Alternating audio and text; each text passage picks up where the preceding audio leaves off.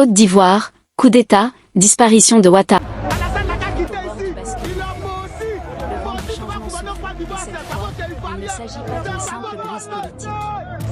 Il s'agit d'un véritable séisme. La Côte d'Ivoire, jadis considérée comme un pilier de stabilité en Afrique de l'Ouest, vacille aujourd'hui sur le fil du chaos. Le président Alassane Ouattara, récemment engagé dans une quête controversée pour un 4e mandat présidentiel, semble avoir disparu des radars. Silence total. Aucune apparition publique. Aucune déclaration. Aucune image. Dans le même temps, des mouvements militaires inhabituels secouent Abidjan, Bouaké et Yamoussoukro. Des drones planent dans le ciel ivoirien, des bases militaires étrangères semblent soudainement plus actives, et des rumeurs de coup d'État prennent une ampleur terrifiante. Mais que se passe-t-il réellement? Où est le président Ouattara? Et que cachent les médias? 1. Le silence glaçant d'un pouvoir en fuite. Tout a commencé par un détail, l'absence d'Alassane Ouattara à un sommet régional où sa présence était annoncée. Puis, plus rien. Pas une photo, pas une vidéo. Pas même un tweet. Pendant ce temps, des sources militaires parlent de véhicules blindés déployés autour du palais présidentiel. Des témoins signalent des scènes de panique dans certains quartiers d'Abidjan. L'aéroport est soudainement placé sous haute sécurité. Et les réseaux sociaux s'enflamment. Est-ce un blackout médiatique volontaire? Une stratégie de diversion? Ou bien la confirmation d'un coup de force militaire? 2. Une candidature de trop? Rappelons-le, Alassane Ouattara s'était déjà attiré les foudres d'une partie du peuple et de la classe politique en annonçant sa candidature à un 4e mandat.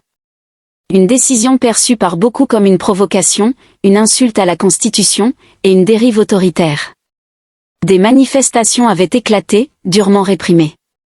L'opposition avait lancé des appels à la résistance. Mais Ouattara semblait inébranlable, jusqu'à ce jour. Certains analystes affirment qu'une frange de l'armée, excédée par la situation, aurait décidé d'agir.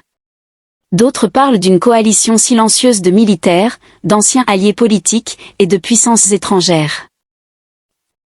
3. Les signaux inquiétants d'un renversement. Dans les rues, l'ambiance est électrique. Des citoyens parlent d'hélicoptères volant à basse altitude. De militaires inconnus prenant position à des points stratégiques. Des unités loyalistes auraient tenté de repousser des factions dissidentes, sans succès. La télévision nationale diffuse des programmes banals, mais en coulisses, tout semble bloqué.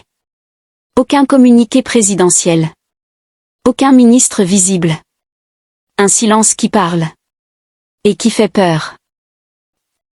4. Le rôle de l'étranger, France, États-Unis et géopolitique.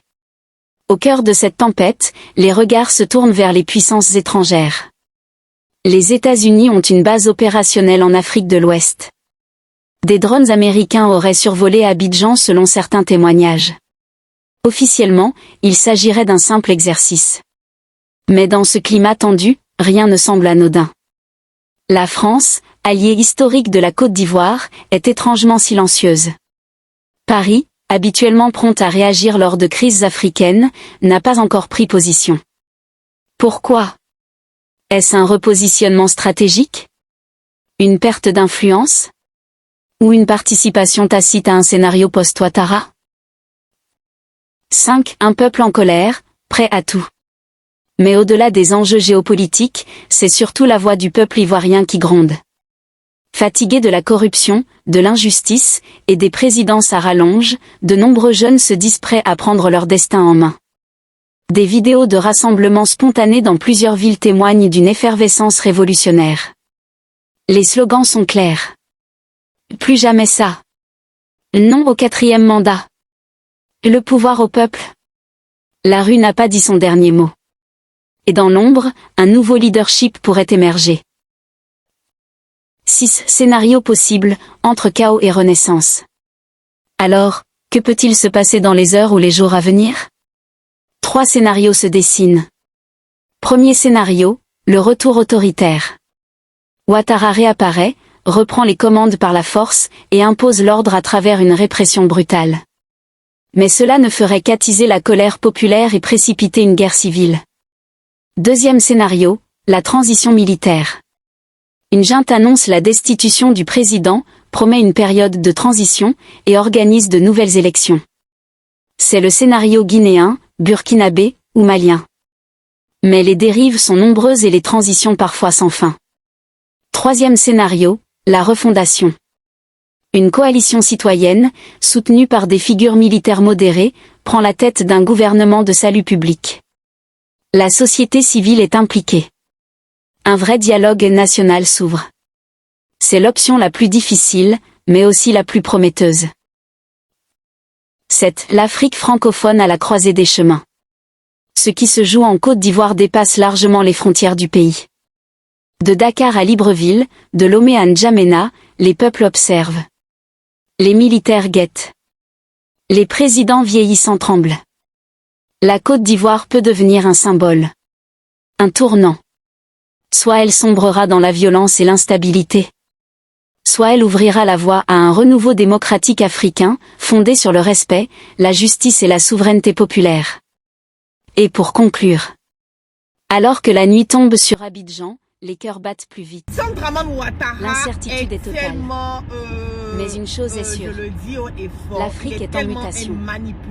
Peuple ivoirien, peuple africain, votre heure approche. Rien ne sera plus jamais comme avant. Un imposteur. Vous dites qu'on est fatigué. Si Ouattara, si jamais il décide à vouloir briguer un troisième mandat, je pense que ça, comme il a dit, c'est le début d'une colère. C'est ça. Mais les actions vont aller grandissantes. Ça, il faut que ce soit clair. C'est ça. Alors, si Ouattara, je pense que s'il est intelligent, s'il est intelligent, chacun de nous a sa vie en main. Il va renoncer à violer une fois de plus son salaire. Pourquoi il veut violer la position ivoirienne? Merci. Pourquoi? Nous ne voulons pas ça. On est fatigué. Côte d'Ivoire, en particulier à Abidjan, pour sécuriser le processus électoral de cette présidentielle d'octobre. L'état-major des armées françaises l'a confirmé à nos confrères de l'AFP. Soldats français, celle d'une Côte d'Ivoire subordonnée à la France, incapable d'assurer sa sécurité seule et contrainte donc d'appeler la France pour le faire. Ce que déplore par exemple cet internaute qui voit une insulte, renchérit cet autre. Comment est-ce possible? Et il y a même une autre interprétation, si on en croit cette troisième internaute. N'oubliez pas, abonnez-vous, likez, partagez cette vidéo. Faites circuler l'information que certains veulent enterrer. Le blackout médiatique ne gagnera pas. La vérité finira toujours par éclater.